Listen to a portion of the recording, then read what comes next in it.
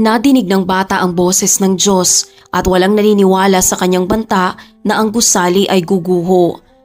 Nang sabihin niyang kanyang nakausap ang Diyos ay walang naniwala sa kanya ni isa, pero makalipas lamang ang ilang araw ay lumuluhod na silang humihingi ng kapatawaran.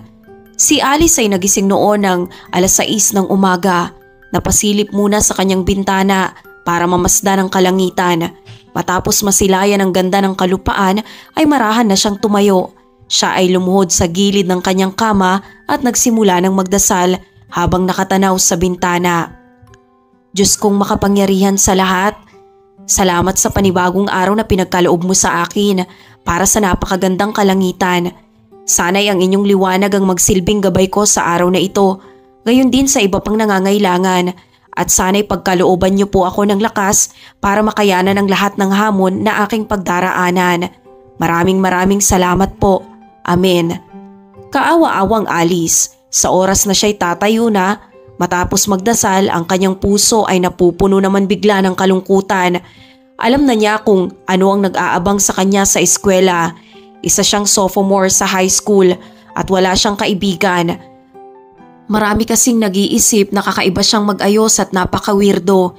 Hindi naman makapag-ayos ng todo si Alice gaya ng ibang dalaga. Hindi din makapag-makeup dahil ang kanyang ama na sadyang napaka-relihiyoso ay naniniwalang ang ganong paggawi ay makakakuha lamang ng hindi karapat-dapat na atensyon. Pagkarating sa eskwela ay nagsimula naman ang klase ni Alice. Nalait-laitin din siya. Magandang umaga, madre. Si Jesus ba ang gumising sa iyo kanina? Pagtatawanan sa kanya ng kanyang mga kaklase, pero si Alice ay sanay na rin sa ganitong bagay. Si Alice ay isang dalagang mahiyain at napaka-relihiyoso din gaya ng kanyang ama. Napaka-istrikto ng kanyang mga magulang na lagi siyang pinapayuhang ang batang simbahan lamang ang kanyang kaibiganin.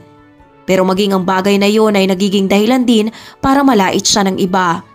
Kaya sa tuwing nagkakaroon ng oportunidad ay sinusubukan naman ni Alice na maikalat ang pananampalataya. Alam niyang ito ay makakabuti. Siya ay nakumbinsi na ang Diyos ay may plano para sa kanya, na ang lahat ng bagay ay magiging maayos din pagdating ng araw. Siya ay nagmula sa hindi mayamang pamilya. Ang kanyang ama ay tagalinis lamang ng simbahan at ang kanyang ina naman ay isang mananahi. Nang ang kanyang ama ay magkasakit, ay nagawang magtinda ni Alice ng mga minatamis para kumita ng pera na maitutulong niya sa kanyang pamilya. Naging malala ang buhay ni Alice sa eskwela pero nananatili siyang matalino, masikap at matiising dalaga. Nangangarap siyang makagraduate ng high school agad-agad at makapagkolehiyo. Pupunta sa isang lugar kung saan walang nakakakilala sa kanya. Sa lugar na makakapagsimula siya ng bagong buhay at makakakilala ng mga bagong kaibigan. Isang araw sa math class nila ay nagtawag ang kanilang guro. Alice, pwede bang pumunta ka dito sa harapan para isolve itong equation? Si Alice naman din ay tumayo at agad nang naglakad patungo sa blackboard. Hindi niya naman maiwasan na hindi madinig ang mahinang pagtatawanan ng kanyang mga kaklase. Dahil hindi naman niya alam kung bakit sila natatawa ay patuloy lamang siyang naglakad. Pero bago pa siya mapaharap sa blackboard ay biglang sumigaw ang isa niyang babaeng kaklase.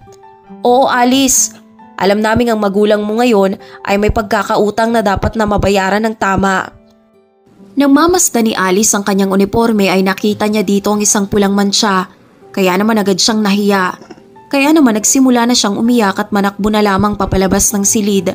Ang kanyang mga kaklase naman, imbis na maawa ay waring natutuwa pa sa kanyang kinakaharap. Bago magsisimula ang kanyang klase, ay nauupo muna siya ng mag-isa sa isang bench sa likod ng paaralan para masdan ang langit. Napapahinga ng malalim at napapaisip kung ano kayang mangyayari sa kanya kung naging iba ang kapalaran ng kanyang buhay. Wala siyang ibang nababahagian ng kanyang sama ng loob kundi ang Diyos na siyang natatanging niyang kaibigan. Kada recess ay napapagmasdan si Alice ng kanyang mga kaklase na waring nagsasalitang mag-isa at sa tuwing natatanong siya kung sino ang kanyang kausap ay iisa lamang ang kanyang sinasagot na ang Diyos mismo ang kanyang kinakausap. Kaya naman mas lalo pa siyang pinagtatawanan ng kanyang mga kaklase.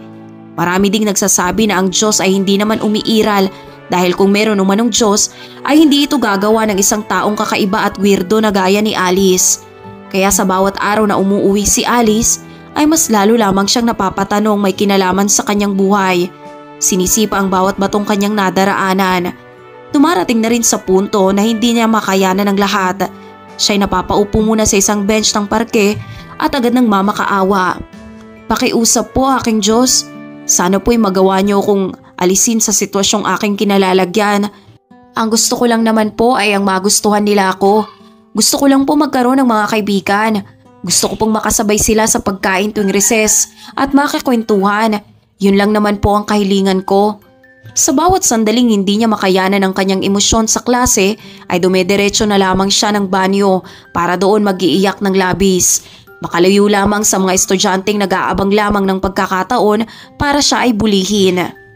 Partikular na nga dito ang tinuturing na queen bee ng mga estudyante na si Giovanna. Siya ang leader ng karamihan ng mga dalagang estudyante at siyang pinakamaganda at pinakaspesyal ring estudyante ng kanilang paaralan. Hindi niya makayanan ang katotohanan na dahil sa pagiging kakaiba ni Alice ay hindi nito nagagawang mainggit sa iba. Si Giovanna ay laging nasusunod at sadyang spoiled. Nagagawa niyang makuha ang lahat ng dahil sa mayaman niyang mga magulang at ang eskwelahan nila ay para sa kanya ay kanyang kaharian at dito ay siya lamang ang reyna at dapat na manguna sa lahat. Ang impluwensya rin ni Giovanna ang kadalasang dahilan sa pang-aabusong dinaranas ni Alice. Si Alice ay madalas na lang masabunutan ng bigla, maitulak, matawag sa iba't ibang pangalan, malagyan ng bubble gum sa kanyang backpack o isang papel na may nakasulat na napapansin lamang niya kapag siya'y nakauwi na. Sa bawat pagdaan ng araw ay walang nagbabago na halos mapaluhod na lamang siya sa pagdarasal para magtanong sa Diyos ng paulit-ulit. Sa kabila nito ay hindi naman nawala o napahina ni Alice ang kanyang pananampalataya. Pagsapit ng Setyembre ay labis nang nasabik si Alice. Ito kasi ang buwan ng kanyang ika-16 na kaarawan. Ito rin ang buwan kung saan humihiling si Alice ng regalo mula sa Diyos gaya ng magkaroon ng bagong kaibigan sa simbahan. Isang araw habang nagkaklase, si Giovanna ay napagdesisyonan na magsagawa ng kasiyahan sa pagtatapos ng buwan. Napagdesisyonan naman ni Alice na wag na lamang dumalo lalo't hindi rin naman siya papayagan ng kanyang mga magulang. Sa umaga ng September 27, si Alice ay maagang nagising at napatanaw agad sa kanyang bintana para masdan ang ganda ng kalangitan. Inaasahan palagi na masilaya ng isang magandang araw, bunga ng maliwanag na sikat ng araw at makapal na puting ulap. Pero sa kanyang pagkadismaya, naging madilim ang kalupaan ng mga oras na yon na dinadala ng napakalakas na daloy ng hangin. Dito na niya nadinig sa isang forecast na magkakaroon ng malalakas na pag-ulan. Ayaw na ayaw ni Alice ang maulang panahon. Gayunpaman ay naghanda pa rin siya ng mabuti at nag-ayos na para makapasok. Bago makaalis ay nagawa muna siyang tawagin ng kanyang ina na si Colette. Pwede mo ba akong samahan dito sa kusina saglit lang? Sinundan naman din ni Alice ang kanyang ina hanggang sa mabungaran niya ang mesa ng kusina. Isang chocolate cake na may sprinkles na may nakatuhog na 2 pink na kandilang nakahulma sa numerong 16. Nakaindika din dito ang mensaheng maligayang kaarawan, Alice. Ang magulang ni Alice ay nagsimulang magsikantahan ng maligayang kaarawan habang ang mga mata naman ng dalaga ay napupuno na ng luha. Siya lamang ang nag-iisang anak pero sa lahat ng taon ay nagagawa siyang ipag-bake ng kanyang mga magulang. Maidaos lamang ang kanyang kaarawan. Alam niyang hindi sila maayos sa pinansyal. Kaya naman ang simpleng sorpresa na yon ay labis sa kanyang nagpapaligaya. Matapos hipa ng cake ay nagawa na siyang hiwaan ng kanyang ina at paghandaan. Pagkatapos ay inabutan na siya ng kanyang ina ng isang regalo. Sana magustuhan mo anak. Hindi ko yan binili. Sadyang ginawa ko yan. Sa paraan na gusto mo. Pagkabukas ni Alice ng regalo ay tumambad sa kanya ang isang sweater na mano-manong ginawa ng kanyang ina. Taglay ang paborito niyang kulay na asul.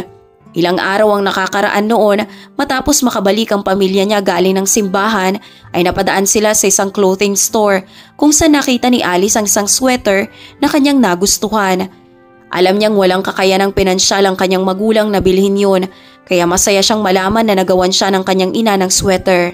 Nakagayang kagaya din noon. Agad niyang isinuot ang sweater at inakap ng mahigpit ang kanyang magulang bilang pasasalamat. Sinasabi kung gaano niya sila kamahal. Sa eskwela ay nagawa namang pagtawanan si Alice dahil sa suot nitong sweater.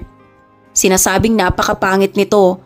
Nang ihayag naman niya na regalo ang sweater ng kanyang mga magulang ay mas lalo lamang siyang naabuso. Ganun ba? May regalo din kami sa'yo. Ibibigay namin sa'yo sa recess. Mas magugustuhan mo yon kaysa dyan. Kaysa dyan sa binigay ng nanay mo. Hindi makapaniwala si Alice at labis na doong nagka-interes. Habang siya ay nasa klase, sa recess ay sa courtyard na lang muna tumambay si Alice para makakain. Dahil maulan ang panahon at hindi siya pwedeng pumwesto sa bench kung saan siya madalas, dito na siya nilapitan ng mga kaklase niyang nangako sa kanya kanina kasama na si Giovanna. Tingnan mo tong dala namin para sa'yo. Si Alice ay hindi makapaniwala. Inaalok ni Giovanni ang isang cupcake na may nakatuhog na nakasinding kandila na agad din namang tinanggap ni Alice. Pagkatapos ay agad pinatawag ni Giovanni ang ilan niyang mga kaklase para mag-awitan ng maligayang kaarawan. Nagsimula si Alice na kumanta ng maligayang kaarawan at labis siyang naging masaya. Pero nang maubos ang maiksing kandila ay bigla na lamang sumabog ang itim na tinta sa buong katawan ni Alice.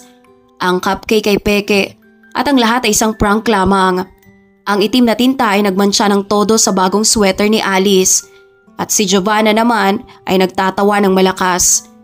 Anong akala mo? Asa ka pa? Ano ngayon ang gagawin mo? Nakulayan na ng iba yung sweater mo. Mas maganda na siya ngayon. Ang lahat ay pinagtawanan si Alice ng labis. Sa puntong patakbo nang pumunta si Alice sa banyo para magtago at maglock sa isang stall para doon ibuhos ang kanyang luha. Pagka-uwi ay nalungkot na lamang si Colette sa sinapit ng kanyang anak, kaya't agad niya itong inakap. Si Alice ay nag-shower na muna para mahugasan ang kanyang sarili at nag-iiyak na lamang pagkatapos ng buong magdamag. Sa gabi nang bisitahin siya ng kanyang ama ay nagawang maglabas ni Alice ng sama ng loob. Hindi ko na po kaya pa. Ginagawa ko naman po ang lahat pero wala pa rin pong sumasapat para matanggap nila ako. Ano po bang mali sa akin? Ano po bang problema sa akin? Malakas naman po ang pananampalataya ko sa Diyos pero bakit kailangan ko pa ding magdusa ng ganito? Bakit hindi umaayos ang lahat? Ang ama ni Alice na si Ray ay napapaluha na lamang, maging si Alice ay walang tigil pa rin sa pag-iiyak. Makinig ka sa akin anak.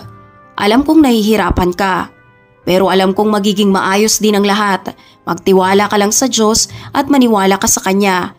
Kailangan mong maging malakas dahil pinanganak ka para maging isang magandang layunin sa hinaharap. Tala ang matang nag-uumapaw pa sa luha ay nagawa pa ni Alice na magtanong, "Anong magandang layunin, Papa?" Habang nagtatagal po ay mas lalo akong nahihirapan. Agad namang pinunasan ni Ray ng kanyang kamay ang basang-basang mukha ng kanyang anak.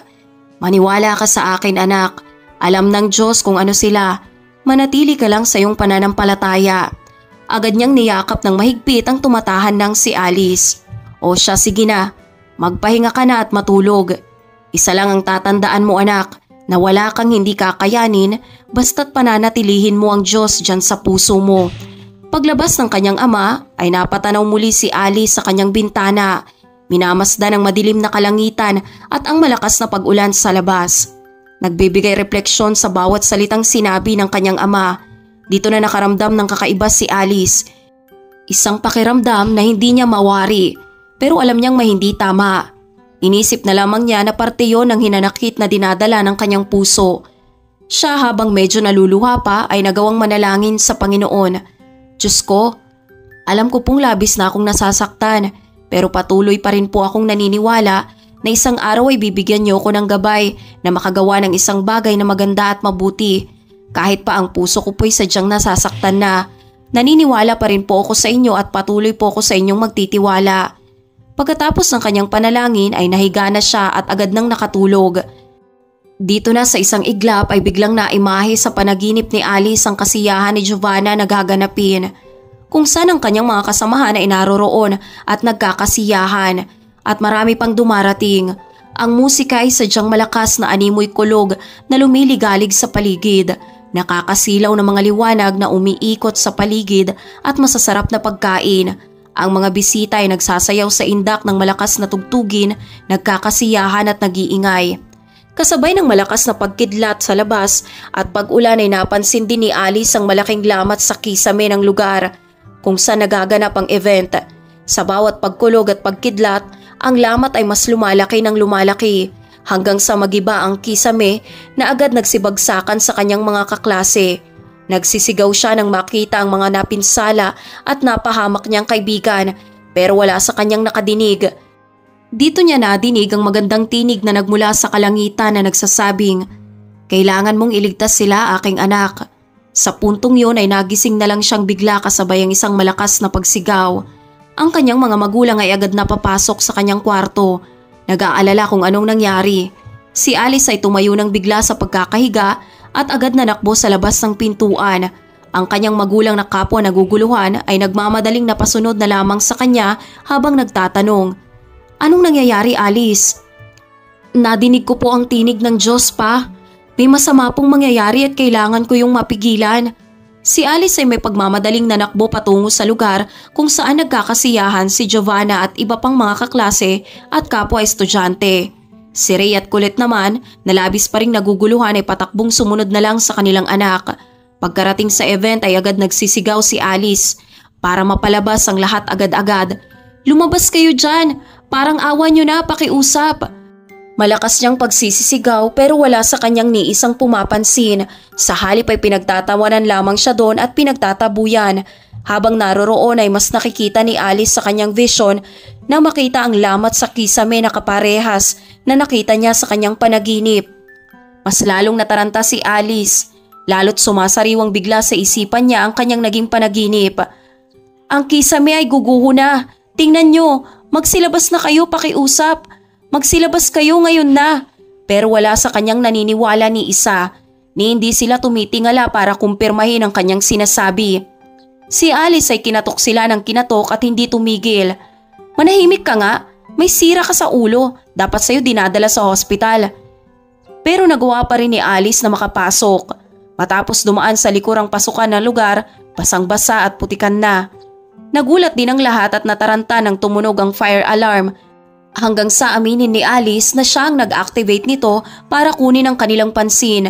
Si Giovanna at ang lahat ng mga bisita ay nagalit ng sobra at nagsimula ng magsisigaw kay Alice. Si Giovanna ay galit na tinulak si Alice ng malakas na ikinabagsak nito sa lupa. "Sinira mo ang kasiyahan ko, kaya gugulpihin kita ng matinding-matindi." Nagbanta na si Giovanna ng pag-atake kay Alice. Maigi na lamang at nagsidatingan ng bigla ang mga magulang ni Alice na agad umawat sa eksena. Sila ang nakiusap sa mga estudyante na lumabas ng event bilang pabor sa kahilingan ng kanilang anak. Si Giovanna ay lumabas na rin kasama ng kanyang mga bisita. Sa oras na walang nangyari ay sinisigurado kong magbabayad kayo.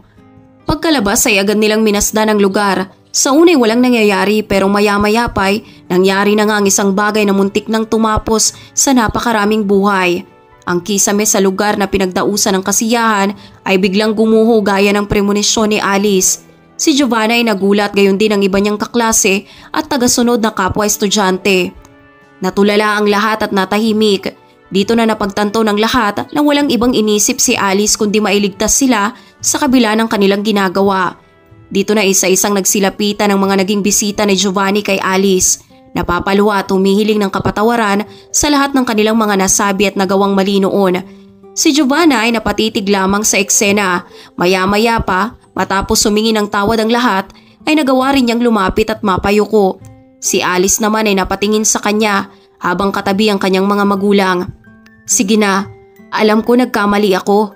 Patawad.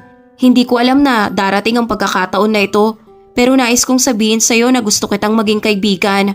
Agad dinalok ni Giovanna ang kanyang kamay kay Alice na labis namang natitigilan.